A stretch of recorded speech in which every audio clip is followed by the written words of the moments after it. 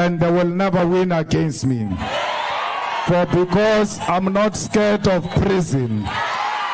When you are a revolutionary, prison is your nickname. Because when you join the revolution, there are two things that will happen. You either attain what you stand for, or you'll be killed for what you stand for. Not prison can stop me from executing that which I stand for. No racist magistrate can stop me from executing that which I stand for. Julius Malema is the leader of the Economic Freedom Fighters, a party he founded in July 2013. Mr. Malema previously served as president of the ANC Youth League from 2008 to 2012 until his expulsion from the party in April 2012.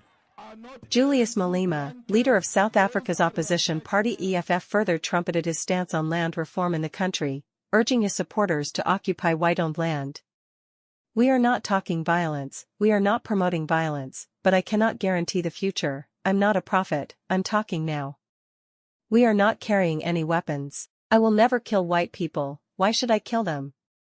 I will never revenge for what they did.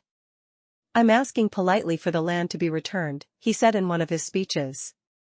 Since his rise through the political ranks to leading a political party, Malema has been punting a Zimbabwe-style land. It's not child grant that makes children. Plus, Lenal, you are worse. You are very lazy to give birth.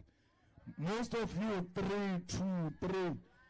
I don't understand. Those people, our grannies, grandfathers were giving birth.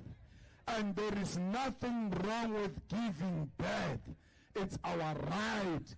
We are reproducing ourselves as a nation, and in making that point, we must never try to look like we are sophisticated. No, there's nothing wrong. And when they say, how are you going to feed these children?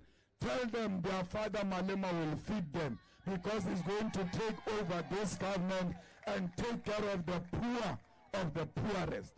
In the EFF, we are driven by black love. When you love black people, you will never see another black person suffer. It is the poverty that exists amongst our people which makes the EFF to fight. And we are going to fight until you get economic freedom. You are nothing without the land. That's why they are fighting EFF. When we fight for Umhlaba, it's not just the soil, it's your dignity as a... The only way you are going to be respected is when you own property. That's why when they came here, they never asked to rent.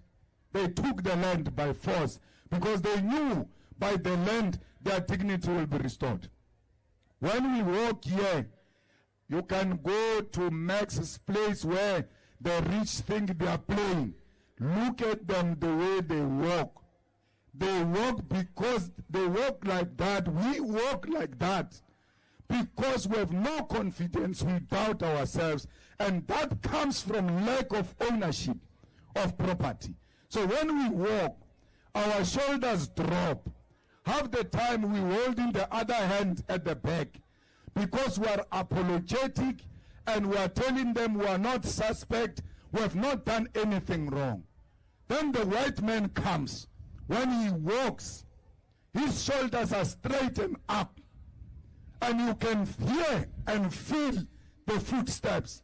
And that time, he doesn't have matric, the bastard.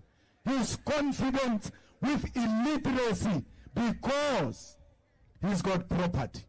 Most children of African are farmers. If you go into their farms, those kids can't speak English, they can't read, they can't write. But those are the kids that you, with your degree, you are going to be worshipping because you don't have the land.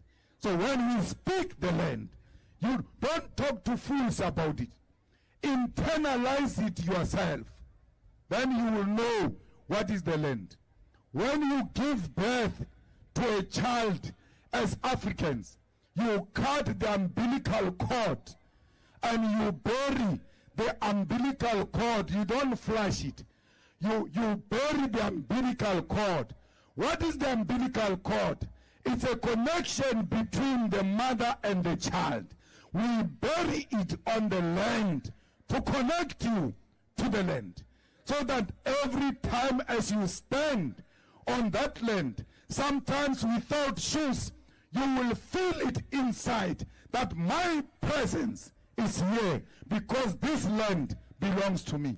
But they've made you to look for something else, drifted you away from why the struggle was formed in the first place.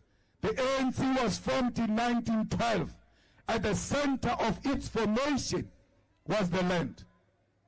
The struggle, the fights, the wars of dispossession in the Eastern Cape that were fought by Xhosas against whites, the Khoi and the San against whites, those fights, battles were defeated. It was about the land. No battle was ever fought anywhere for voting. Now they gave us what we wanted, voting. They will never have given us voting if voting was like the land. That which is important, they will never give it to you. That's why EFF is the enemy. That's why EFF is not allowed in parliament during the State of the Nation, because EFF is the one that brought the land question back into parliament, and everybody now speaks about the land. If that was the policy, I wouldn't be standing here. A poor woman gave birth to me. And why do you say the poor must not give birth to children because they are poor? It doesn't mean because they are poor, they will die poor. That child you are refusing them to give birth to might be a child who's coming to destroy the generational curse in that family and make that family a better family. So you must not go around saying, hi, if you give them child grant, they are going to make children. My grandmother made 9 children. There was no child grant.